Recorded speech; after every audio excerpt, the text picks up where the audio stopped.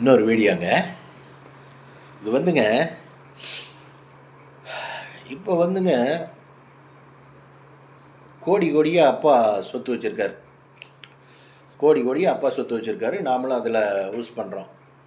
நமக்குன்னு சுய மரியாதைன்ட்டு ஒன்று இருக்குங்க. நாம் ஜெனித்ததுக்கு என்னங்க அர்த்தம்?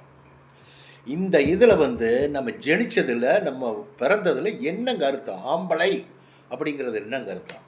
அப்பா சம்பாரிச்சு சோற்று அதே அந்த சாப்பாட்டவே சாப்பிட்டு நம்ம காலத்தை கழிக்கிறதுங்களா? நாமளாக முயற்சி பண்ணுங்க.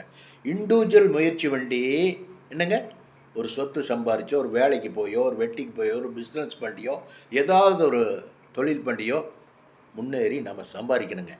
நம்மளுடைய உழைப்பு சம்பாதிச்சதில்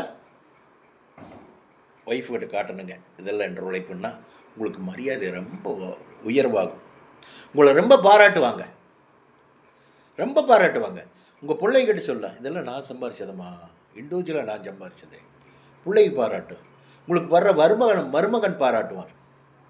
அப்பா சொத்து இருந்தது, அதெல்லாம் நான் அதிகமாக எழுது பண்ணல, நான் உயர்ந்து சம்பாரிச்சிடும் மாப்பிள்ள அப்படின்னு சொல்லும்போது உங்களுக்கு மரியாதை, எம்ஏஜி தாங்க முக்கியம். வாழ்க்கையில் மரியாதை முக்கியம். மரியாதை, ரெஸ்பெக்டு, இது தானுங்க மனுஷனுக்கு முக்கியம். அப்படி தானே காலங்கள் போகணும். அதனால் தாய் தகப்பன் சம்பாதிச்சதை நம்ம சாப்பிட்டு காலத்தை ஓட்டுறது நல்ல ஆன்மானுக்கு அர்த்தமே அல்ல. என்னை பொறுத்தளவு நல்ல ஆன்மானுக்கு அர்த்தமே அல்ல. என்ன அது?